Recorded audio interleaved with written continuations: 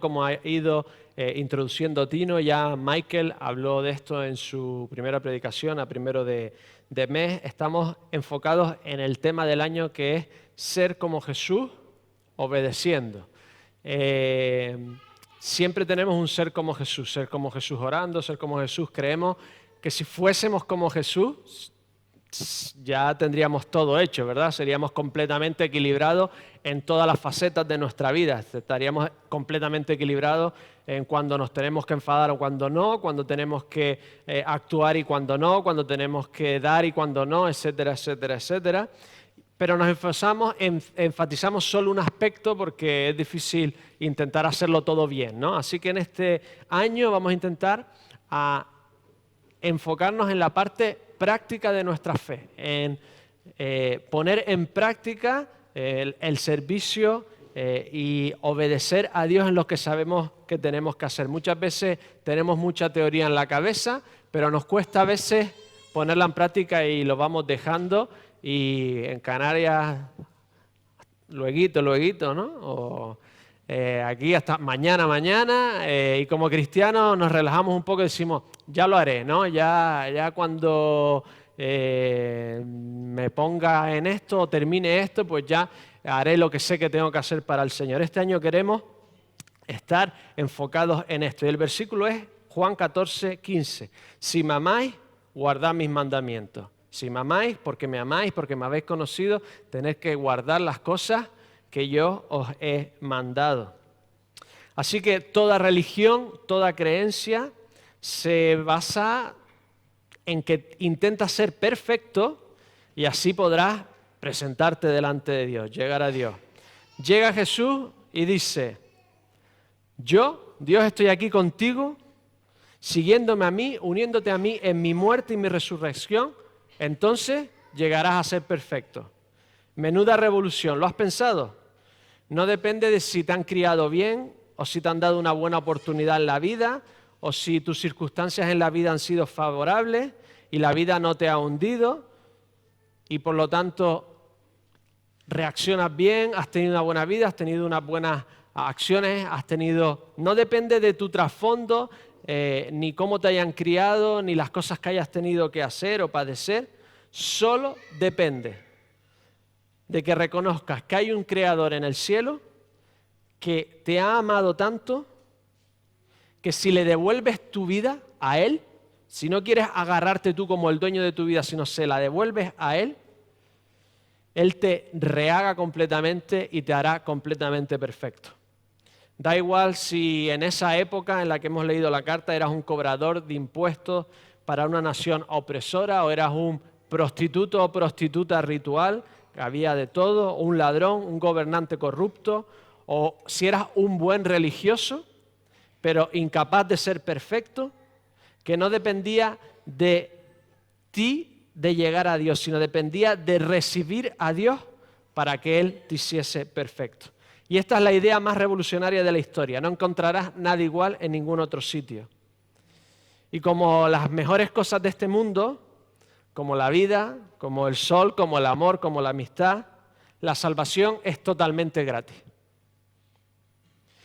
Imaginad si para estos hoy en día es inconcebible, imaginaos hace 2000 años, cuando por primera vez en la historia, después de los miles de años que creas que existía ya la humanidad, que empieza a calar en la sociedad, liberando a judíos y paganos, a orientales y occidentales, a ricos y a esclavos, a mujeres, a hombres, a niños y a adultos, que para llegar a Dios solo tenías que humillarte ante Él y recibirlo, que no tenías que hacer muchísimas cosas buenas para llegar a Él, sino que Él, viniendo a ti, te iba a ayudar a hacer todas estas cosas buenas. Es una revolución totalmente contraria a todo lo que se había escuchado y que todavía no se ha asumido en la sociedad. Todavía este mensaje sigue siendo revolucionario, pero nosotros que lo hemos oído tantas veces, ellos era la primera vez que en la historia existe este mensaje, que creas en Jesús y serás salvo. Recíbeme a mí y recibirás al Padre. Me has visto a mí, has visto al Padre. Solo tienes que creer en mí y serás salvo. Y creyendo en mí recibirás a Dios. Es la idea totalmente al revés de lo que todo el mundo durante toda la historia ha estado haciendo. Y empieza a calar, empieza a expandirse por todo el Mediterráneo esta nueva concepción de lo que es relacionarte con Dios. Así que tenemos aquí a uno de los hermanos carnales de Jesús, a Jacobo, como lo conocemos, Santiago, es el mismo nombre. Así que esta idea empieza a expandirse, pero los humanos lo pervertimos todo, ¿verdad? Algunos comenzaron a irse al otro extremo, a decir, bueno, pues si solo tienes que creer, puedo hacer lo que yo quiera, que Dios me salvará y ya está, iré al cielo de todas formas. Hagamos lo que queramos, que al final Dios nos va a salvar de igual manera. Podríamos llamar a esto los hiperpaulistas, me lo he inventado yo, ¿vale? Pero el mismo Pablo, el campeón de la fe, por gracia, corrige este error. Romanos 6:11. ¿Qué pues diremos? ¿Perseveraremos en el pecado para que la gracia abunde? En ninguna manera, porque los que hemos muerto al pecado, ¿cómo viviremos aún en él? Si recibes a Dios, Él te transforma, te rehace a una nueva realidad. Por lo tanto, tu deseo, tu nueva naturaleza espiritual te va a hacer andar en ir dejando los pecados, en ir acercándote a Dios, en ir pareciéndote más a Él. Hoy teníamos Santa Cena, no se ha hecho por algunos motivos, pero la idea de la Santa Cena, una de las ideas es esto más o menos. Te comes algo para hacerte como esa cosa que te estás comiendo. Te comes a Cristo para hacerte más como Cristo. Esta es la idea del cristianismo. Tú recibes a Dios y Él te va haciendo cada vez más como Él. Así que Santiago, en esta carta pastoral, entre muchas cosas prácticas, nos habla de muchas cosas prácticas, pues algunos teólogos creen, y creo que están en lo cierto, que en cierta forma quiere corregir esta tendencia al otro lado. Llevamos toda la historia de la humanidad intentando ser buenos para llegar a Dios. Ahora nos dice que Dios ha llegado a nosotros en carne, que lo recibimos y que nos salva, por lo tanto hacemos lo que queremos. Por lo tanto, la idea principal de la carta es, si tienes fe, vas a ponerla en práctica, en obras, en buenas obras. Si no, esa fe no es cierta. No has realmente recibido la palabra implantada que nos dice Santiago. Si tienes fe, la pones en práctica. Si no, no has tenido una fe salvadora. Si no, simplemente estás creyendo en cosas, pero no has sido transformado por esta fe. Y esto es lo que nos habla más o menos Santiago en diferentes partes de la carta. Si me dice que tienes fe, pero no me lo estás demostrando en la forma en que vives, Dios no te ha transformado. Me estás hablando solo de boquilla. Es como decir que estoy vivo, que respiro, pero que no emito CO2. Es imposible. Si tienes a Dios en ti, si has recibido a Dios en tu vida, si te has unido al destino de Cristo en su muerte y en su resurrección, por lo tanto, Cristo te tiene que estar transformando, lo tienes que demostrar en tu vida diaria, en la forma de pensar, en la forma de actuar, en lo que haces, en qué gastas tu dinero, en qué empleas tu tiempo, en qué cosas piensas.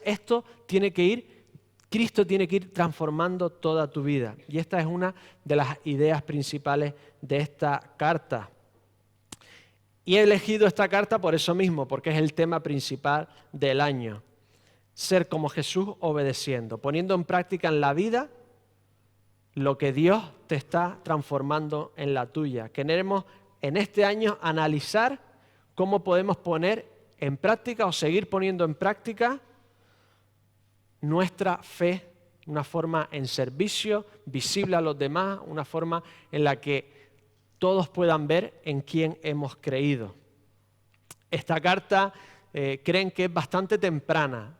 Como no hay personas a las que se dirige directamente o herejías a las que corregir directamente, como Pablo a los Nicolaitas, creen que es una carta bastante temprana y creen que es del hermano o el medio hermano, dicen algunos, o el hermano carnal de Jesús, Santiago o Jacobo. No habla nada de Roma o de la conquista o el sitio de Jerusalén, por lo tanto creen que es algo bastante temprana. Menciona muchísimas cosas del Antiguo Testamento, está llena de Antiguo Testamento. Era obviamente Santiago judío y conocía muy bien al Antiguo Testamento, pero está llena también de palabras de Jesús. Encontramos más de 21 menciones del Sermón del Monte, palabras directas de Jesús. Por lo tanto, algunos debaten si era una carta judía a la que le pusieron un título cristiano porque se adaptaba bien, pero si la empiezas a leer, ves que está repleta de menciones al Sermón del Monte y a dichos y a cosas que decía Jesús. Obviamente Jesús utilizaba todo el rato el Antiguo Testamento, así que hay todo está bastante fluido, pero encontramos todo el rato, si la estudias bien, menciones a las palabras de Jesús. Así que vamos a comenzar. Lo primero que nos dice Santiago 1:1. Santiago, siervo de Dios y del Señor Jesucristo, a las 12 tribus que están en la dispersión, salud. En vuestros boletines tenéis del 1 al 8, pero yo me voy a quedar en el 1. La semana que viene a ver cómo me recupero, ¿vale? Pero he estado estudiando y he llegado a un punto que digo, no voy a seguir porque yo por lo menos no iba a poder expresar todo lo que quería expresar con el versículo 2 al 8. Así que nos vamos a quedar en el 1. Lo primero que dice es Santiago. Si yo te digo Obama, ¿quién te viene a la cabeza? El presidente, ¿cómo se llama el presidente? Barack Obama. Yo te digo, Obama hizo esto o hizo lo otro. No te tengo que especificar quién de los 123 personas en Estados Unidos con el apellido Obama estoy hablando, ¿verdad? Es Obama.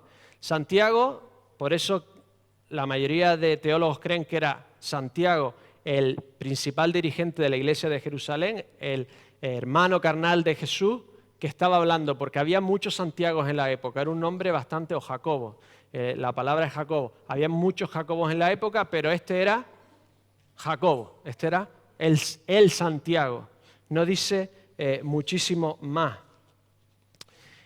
Entonces, este Santiago, ¿quién era? Jacobo Santiago, es una traducción, Santiago, pero la palabra era Jacobo. Como lo conocemos como Santiago, vamos a seguirlo llamando Santiago. Este Santiago era uno de los principales líderes de la iglesia de Jerusalén. Muchos de los apóstoles viajaban bastante. Por lo tanto, parece que Santiago, que no era uno de los 12 apóstoles, se fue erigiendo, fue siendo reconocido como uno de los principales líderes de la iglesia. Es así, tal que Pablo lo nombra como una de las columnas de la iglesia en Gálatas 2, del 9 al 12, junto con Pedro y Juan. Pedro sale de la cárcel y al primero que informa es a Santiago. Y muchos años después, en el Concilio de Jerusalén, es Santiago quien parece que incluso escribe la conclusión de que los gentiles no tenían que adoptar todas las leyes rituales judías para ser cristianos. Y muchos años después, Pablo regresa a Jerusalén, Hechos de los Apóstoles 21-17, y mira lo que dice. Cuando llegamos a Jerusalén, los hermanos nos recibieron con gozo. Y al día siguiente Pablo entró con nosotros a ver a Jacobo, y se hallaban reunidos todos los ancianos. Así que este Jacobo reconocen que se convirtió en el pastor principal de probablemente la iglesia cristiana más grande que existía en esos momentos. Y este Jacobo, este hombre principal, pastor de la principal iglesia mundial que existía, no empieza a hablar de quién era ni de sus conexiones carnales, sino lo único que dice es siervo de Dios y del Señor Jesucristo. La palabra es literalmente esclavo, doulos, ni siquiera esclavo hecho de mayor, que se llamaba andrapodón. Cuando te hacías esclavo de mayor, te vendías, eras un andrapodón, pero si eras un doulos, es que habías nacido ya esclavo.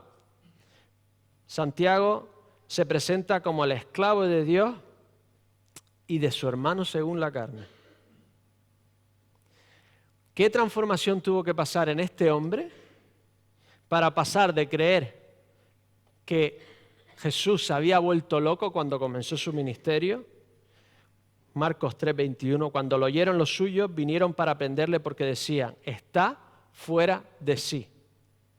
¿Qué tenía que pasar en este hombre para que el que se crió con él como su hermano, que empieza su ministerio y creen que se le ha ido la cabeza, que obviamente no seguían a Jesús? Mira lo que dice Jesús cuando su familia viene a verlo, Marcos 3, del 31 al 35. Vienen después sus hermanos y su madre, y quedándose fuera enviaron a llamarle. Y la gente que estaba sentada alrededor de él le dijo, tu madre y tus hermanos están afuera y te buscan. Él le respondió diciendo, ¿quién es mi madre y mis hermanos? Y mirando a los que estaban sentados alrededor de él dijo, he aquí mi padre y mis hermanos, porque todo aquel que hace la voluntad de Dios, ese es mi hermano y mi hermana y mi padre y mi madre. Un rechazo al ministerio de Jesús, creer realmente que algo le está fallando. Juan 7:5, mira lo que dice, porque ni aún sus hermanos creían en él. ¿Qué le pasó a Jacobo, a Santiago, para que en el año 62 muriese martirizado por decir que Jesús había muerto, que había resucitado, que decir que Jesús vivía, y por adorar como iglesia a Jesús como Dios? ¿Qué había pasado en esta persona? Solo pudo pasar lo siguiente, 1 Corintios 15, 3 al 7. Porque primeramente os he enseñado lo que asimismo recibí, que Cristo murió por nuestros pecados conforme a las Escrituras, y que fue sepultado, y que resucitó al tercer día conforme a las Escrituras, y que se apareció a Cefas y después a los 12. Después apareció a más de 500 hermanos a la vez, de los cuales muchos viven aún y otros ya duermen. Después apareció a Jacobo, después a todos los apóstoles.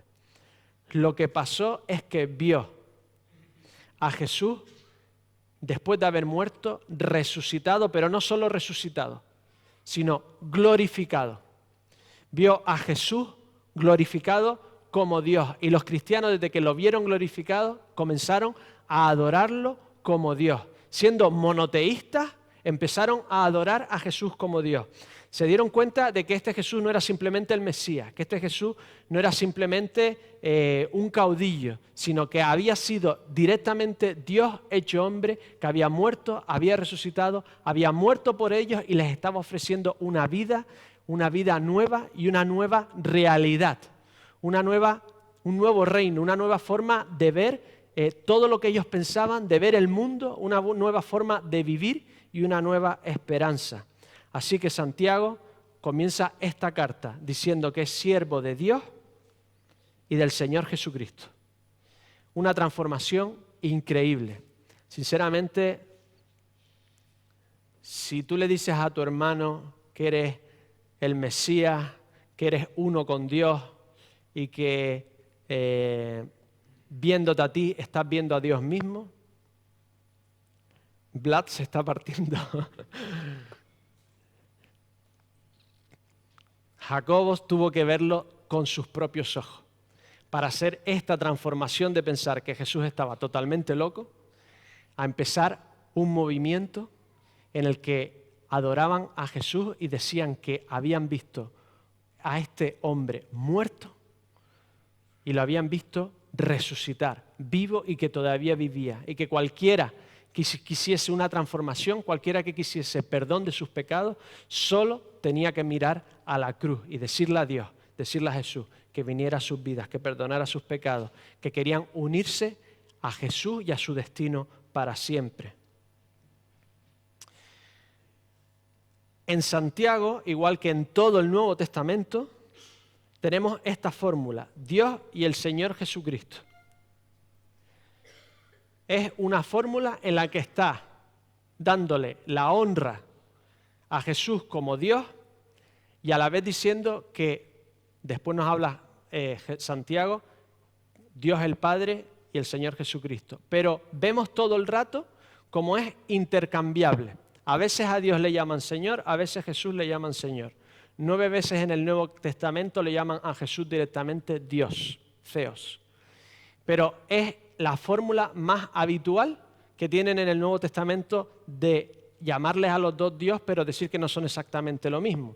Ya habíamos visto, ¿no? Infinito más infinito, ¿cuánto es? Más infinito. ¿Y si le restas infinito? ¿Y si le restas infinito? Jesús, el Padre y el Espíritu Santo siguen siendo Dios infinito.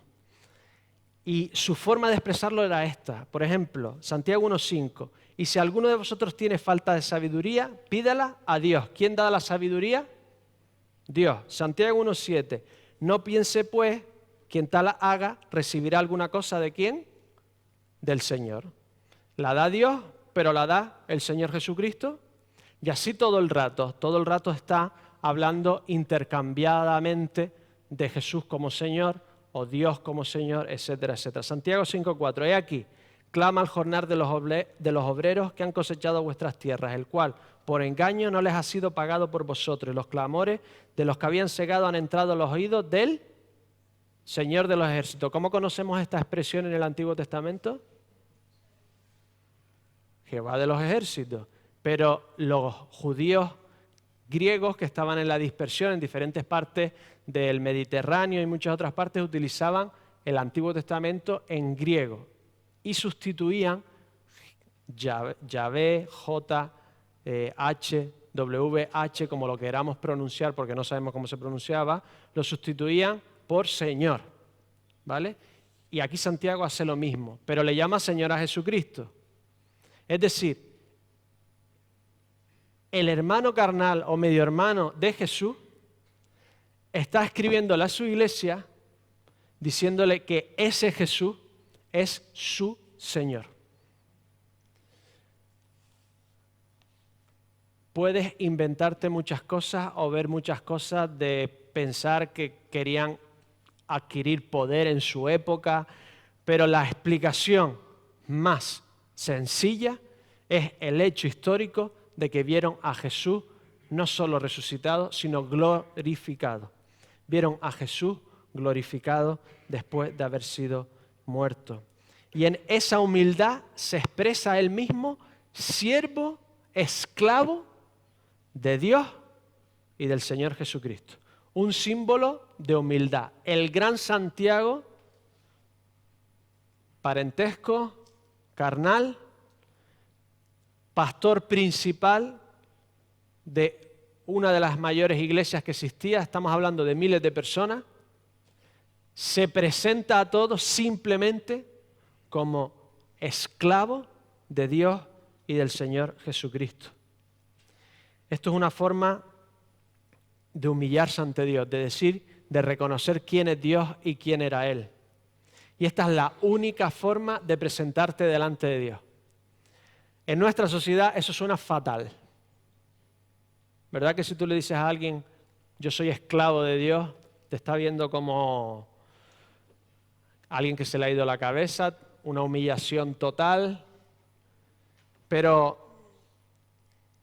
tenemos que entender cómo entendían ellos ser esclavo de alguien. Había varios tipos de esclavitud.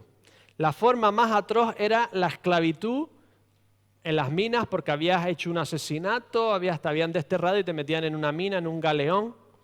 Esta era reservada para delincuentes y otras personas consideradas enemigos del Estado romano. La esperanza de vida era muy baja y los cristianos, según Eusebio,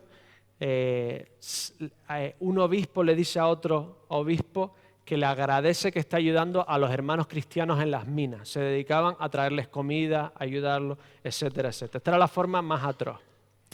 Lo siguiente era la esclavitud rural. También era muy difícil. Si hoy tenemos temporeros y las condiciones que los tenemos, imaginaos en esa época la esclavitud en el campo, en el trabajo bruto que había. También una esperanza de vida muy baja, unas condiciones muy deplorables.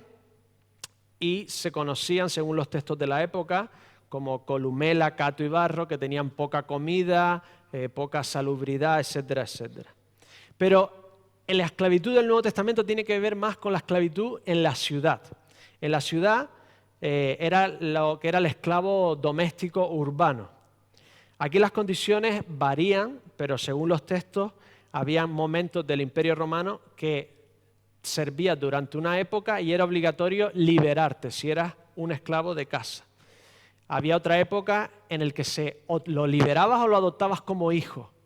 Había otra época en que se establecía precisamente cuánto tiempo servías y cuánto costaba liberarte. O sea, era una relación laboral, más que una esclavitud como la conocemos hoy. Por eso se entiende un poco más cuando dice Pablo, esclavos, obedecer a vuestros amos, etcétera, etcétera. Y por eso no nos sorprende que no se hable específicamente de acabar con la esclavitud, porque la esclavitud en muchas ocasiones era una relación laboral. Había otro tipo de esclavitud, y esta era la esclavitud de la casa del emperador romano. Algunos que ocupaban esta posición de poder y riqueza, los únicos más poderosos y ricos que ellos eran el emperador. Por ejemplo, Narciso, un esclavo del emperador, dice que acumuló 400 millones de sestecios y lo traducen hoy en día como unos 400 millones de dólares. ¿Vale? Entonces, ser esclavo del emperador no era ser esclavo como podríamos entenderlo hoy, era tener una posición de poder, de honor y de gloria. En este caso, la esclavitud era una forma de fidelidad total a con quien te has asociado. No es de extrañar que muchísimos del Antiguo Testamento, en este sentido de que si estás asociado con alguien muy importante, eres siervo de esa persona importante, tú también eres importante. Si tu dueño es súper importante y tú eres su siervo, tú te conviertes en una persona súper importante. No es de extrañar que en el Antiguo Testamento se llamase esclavo a Abraham, a Isaac, a Jacob, a Job, a Moisés, a Josué, a Caleb, a David, a Isaías, a Daniel, y en el Nuevo Testamento se expresan todos como esclavos de Jesús, Epafras, Pablo, Pedro, Juan, etcétera, etcétera, etcétera. ¿Qué es lo que está pasando aquí? El esclavo se liga completamente a su dueño y recibe de su gloria y de su estatus. Y por lo tanto lo que está haciendo aquí Santiago es diciendo que él es humilde, delante de Dios no es nada, pero siendo esclavo de Dios, siendo siervo de Dios, lo es todo. Es la condición humana más exaltada que puede existir, estar asociado completamente a nuestro dueño Dios. Es una posición de honra, una posición de gloria, una posición de poder, una posición de riqueza. Santiago le está diciendo a una iglesia mayoritariamente perseguida, aquí está Santiago, aquí estoy yo, siervo, reconozco mi posición, pero soy siervo de Dios y de Jesucristo mismo. Somos una iglesia gloriosa, tenemos un estatus asociado, tenemos que tener una fidelidad total a quien pertenecemos, pero en Él, asociados a Él, tenemos toda la gloria, toda la honra, todo el poder. En todo lo que Dios ha existido no hay una condición mayor que ser siervos del Dios mismo, el Dios del universo que ha creado los cielos y la tierra. Santiago está expresando aquí en la iglesia entonces una posición de reconocimiento, de humildad de quién es Dios y a la vez una posición exaltada. Porque el que se humilla, ¿qué dice Dios que hace? Lo exalta. Humillándonos ante Dios no nos está pisoteando Dios. Humillándonos ante Dios y reconociendo quién es, nos está exaltando, glorificando. Estamos encontrando nuestra verdadera posición. Estamos encontrando para lo que fuimos creados, para estar unidos a Dios para siempre, para recibir de Él su gloria, para recibir de Él su estatus, para recibir de Él su amistad y para recibir de Él nuestra verdadera pertenencia familiar. El que hace la voluntad de Dios, ese es mi hermano, mi hermana y mi madre. Humillándonos ante Dios no nos estamos hundiendo. Humillándonos ante Dios estamos recibiendo, disfrutando de que Dios nos diga, hijo mío, siervo mío, en lo poco has sido fiel, en lo mucho te pondré. En una iglesia perseguida, solo con la palabra siervo, Santiago le estaba recordando su posición exaltada, de quién era dueño y de quién era su dueño, quién era su amo, a quién estaban asociados. Y juntamente con él nos resucitó, dice Efesios 12 al 7. Y asimismo nos hizo sentar en lugares celestiales con Cristo Jesús, para mostrar en los siglos venideros las abundantes riquezas de su gracia en su bondad para con nosotros en Cristo Jesús. Esta es la salvación, humillarnos ante Dios. Y Él nos une a Él y nos pone en una nueva situación, en la verdadera situación en la que Él nos quiere poner, unidos en Cristo, totalmente limpios de pecados como Él, totalmente reformados, totalmente rehechos, totalmente unidos al Dios y Padre de las luces. Una iglesia perseguida, sierva de Dios, era reconocer quién era Dios, pero a la vez reconocer que era la institución o la familia o el cuerpo terrenal más elevado que existía. Y les dice esto a las 12 tribus en la dispersión. A partir de Jesús, todo el que cree en Jesucristo se convertía en parte de esta Israel espiritual. La Israel física, las 12 tribus estaban un poco diluidas porque el reino del norte se había conquistado, se había mezclado con paganos, con gentiles, solo quedaba un poco lo que es el reino del sur, las 2 tribus del sur, pero de alguna forma se habían unido las del norte a las del sur y había una promesa, hay muchas promesas en el Antiguo Testamento que las 12 tribus volverán a estar ahí. Y esto es lo que Jesús hace, rehace este nuevo pueblo de Dios en personas de toda nación, de toda raza, de toda lengua, que aceptan el señorío de Jesucristo. Y entonces nos habla a nosotros, pero dice, bueno, Pedro también lo expresaba de esa forma. Pedro, apóstol de Jesucristo, a los expatriados de la dispersión en el Ponto, Galacia, Padocia, Asia y Bitinia. De repente nos convertimos en la Israel espiritual, que estamos en una condición muy curiosa. Dice que estamos en la dispersión. Estamos en alguna forma en el exilio. Lo que nos está diciendo es que somos cristianos, somos parte del pueblo de Dios, pero en realidad en este mundo no estamos en casa.